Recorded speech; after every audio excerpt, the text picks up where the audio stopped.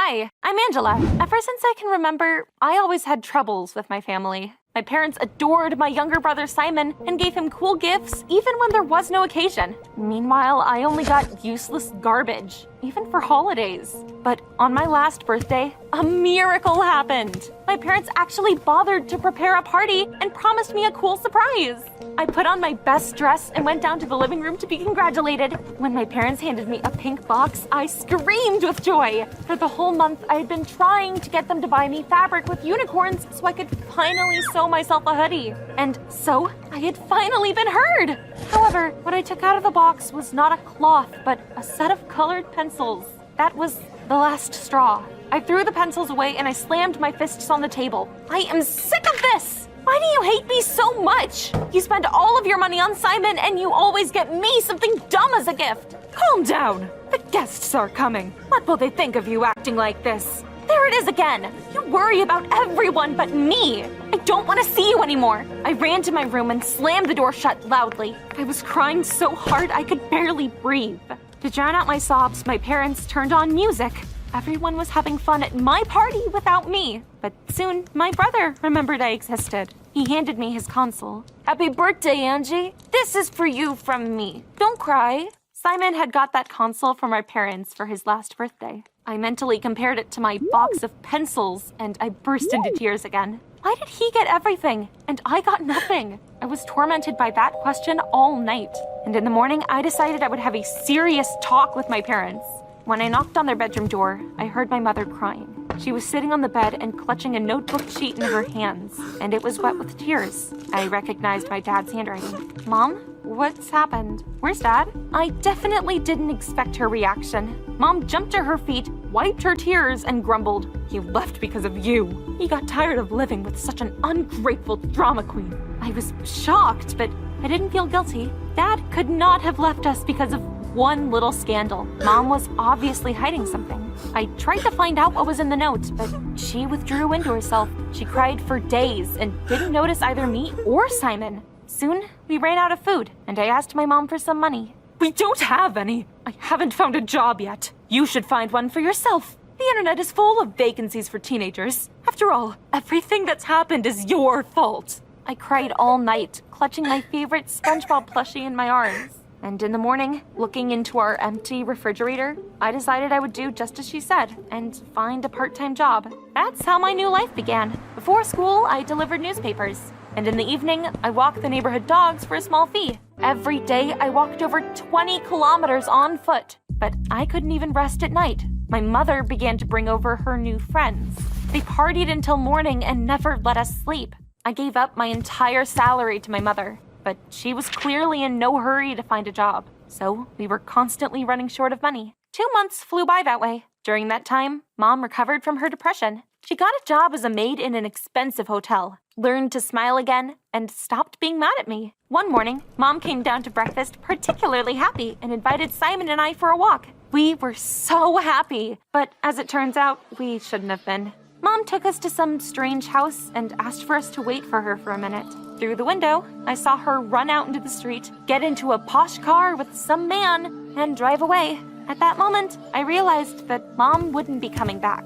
The woman who came up to us next confirmed that. "Angela, Simon, welcome to the orphanage." It was terrible there. I missed sewing and my cozy room. When I told Simon about it, he took my things out of his backpack. Some makeup, a private diary, and my SpongeBob. "Why did you take all this with you?" "I heard Mom talking on the phone before we left, and I understood what was happening. That's why I packed your things, so that you..." "So you knew? And you didn't tell me? I would have come up with something. I would have convinced Mom, or got another job, or found Dad somehow."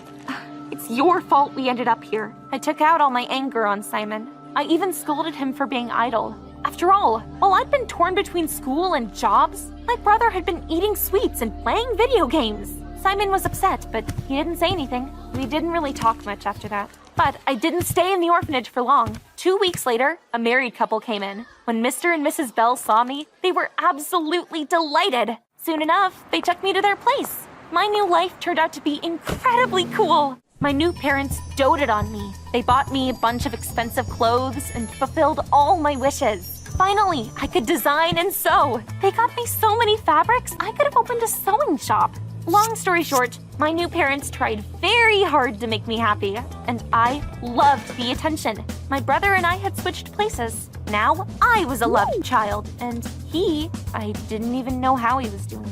However, I soon got tired of gloating. My parents' care started to get to me. Even the mountain of gifts no longer made me happy. Mr. and Mrs. Bell tried to control my every step and annoyed me with their questions. I began to miss the time in the orphanage when no one cared about me. I took apart the box I had brought with me a month ago. SpongeBob immediately reminded me of Simon.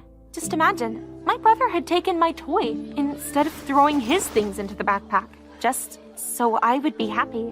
Why didn't I appreciate that earlier? I felt so ashamed of myself. I convinced my parents to visit Simon at the orphanage, and I brought him a big box of nice little things. Sweets, toys, and clothes. Simon was much happier to see me than the gifts. He wasn't even angry about what I had said to him not long before leaving. We hugged after the long separation and we chatted for hours. I promised that I would definitely come back, but the next visit was not as joyful. My brother had a black eye, and he was wearing a cardboard crown on his head. From my time there, I knew that it was usually worn by kids who were being bullied. It's because of your gifts. The other kids didn't like that I had good things. They called me a beggar prince and took everything away. I was so scared for my brother. Who knew what else those little hooligans were capable of? At home, I plucked up the courage and I asked my parents to take Simon away from the orphanage, but they refused. We didn't count on a second child, Angie. I'm sorry, but the boy will have to stay there. Since then, my life turned into torture. I felt so guilty for living well while my younger brother was suffering. I did everything I could to try and convince my parents, but nothing worked. In the end, I felt devastated. Only sewing could help me. I locked myself in my room and spent all day working on my designs and sewing. One evening, I was interrupted by a knock on my window. I pulled the curtains apart and I saw some guy. I opened the window to try and talk to him, but he had the nerve to climb into my room without getting invited and tried to hug me. Anna, I am so happy to see you. It's been so many years. Where have you been all this time?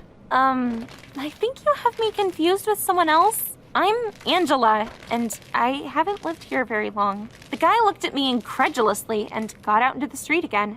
Soon, he came back with a picture and handed it to me. I saw 2 children in it. The boy, who looked very similar to my new acquaintance, and the girl was just like me, but not only in looks. Judging by her outfit, she was also fond of designing clothes. She was posing in a dress made of leaves, cones, and grasses.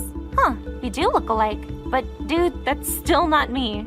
Well then, let's get to know each other. I'm Archie. I came here to visit my grandmother for the summer. Let's hang out in the yard this evening. I agreed, and I asked Archie for the picture so I could show it to my parents. When they saw the girl, they grew sad. Mom looked down and said, Anna was our daughter, but she's gone now. That's why we decided to adopt you. You look just like her. I was touched by their story, and I hugged my parents.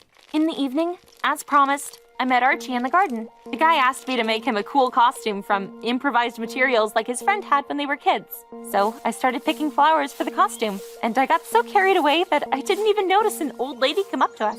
She looked at me for a long time, and then she suddenly hugged me. Anna, sweetie, I missed you so much. Not again.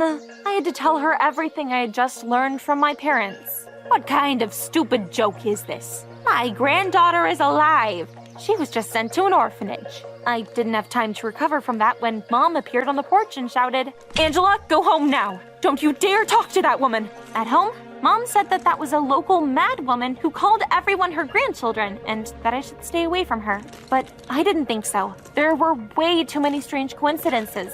Mr. and Mrs. Bell were hiding something from me. When they left for work the next day, I decided I would find out what it was.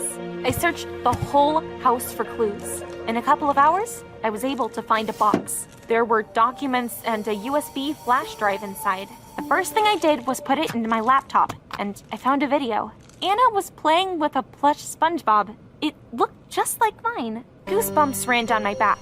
In the box, I also found something else, the results of a DNA test. It confirmed my suspicions that I was Mr. and Mrs. Bell's daughter. I was the Anna who had been sent to an orphanage many years ago. They had just changed my name for some reason. Tears ran down my face. I had been abandoned twice already. First by my real parents, and then by my foster ones.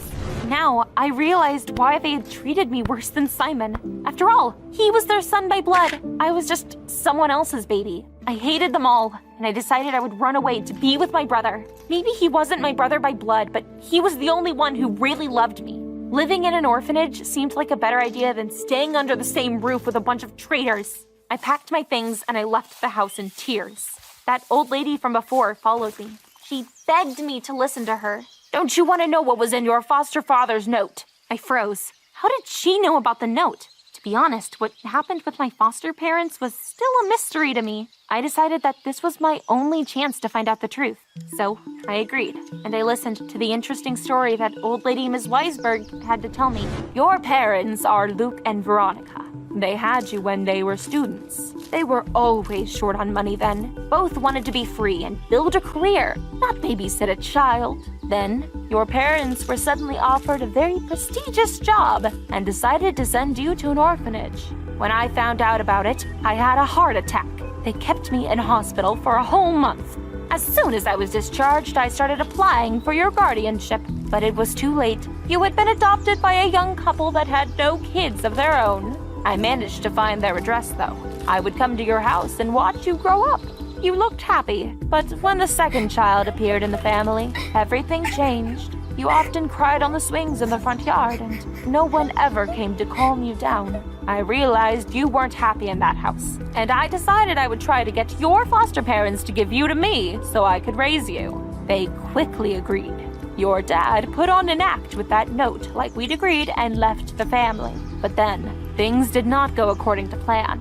Your foster mother handed you and her own son over to the orphanage. It's a good thing that your real parents came to their senses. I'm glad that you found a family, and I want to be a part of it. But I haven't talked to Luke or Veronica in years. I think I've had enough. I'm tired of other people's fights. All everyone did was move me from family to family. I don't want to go back to any of them. I took the bus to the orphanage. I lied and I said that my parents had beat me, hurt, and generally hated me so that they wouldn't send me back. The teacher was shocked and immediately let me in. When I found Simon, I told him everything that I had learned from my grandmother. He wasn't very upset, though. During this time, I've already grown used to being abandoned. You're my real family. We hugged and promised each other we wouldn't be separated anymore. If a family wanted to take us, we would only go together. And we didn't have to wait long. That same evening, my parents came. At first, I refused to go out to them, but they looked so miserable, I just had to agree. You don't have to say anything. Grandma already told me the truth. I told you not to talk to her. Angie, baby, stop causing a scene. Let's go home. And apologize to the teacher for lying. I agreed I would go back, but only on one condition. If my parents adopted Simon and made up with my grandmother. I was tired of fighting all my life, and I wanted to have a normal family. My parents knew exactly how stubborn I was, and they quickly agreed. The paperwork took several months to get sorted out. During that time, I decided I would stay with my brother so he wouldn't get lonely. The whole family visited us every day. Soon, those meetings made everyone get along. Even Mom and Grandma stopped fighting. When we came back to the house, I felt happy for the first time in a long time. We started everything from scratch, with no resentment or reproach. Things were finally looking up. But one day, Simon's parents appeared on our doorstep. With tears in their eyes, they asked us to listen to them. But should we really give them a chance after everything they did? What do you think I should do?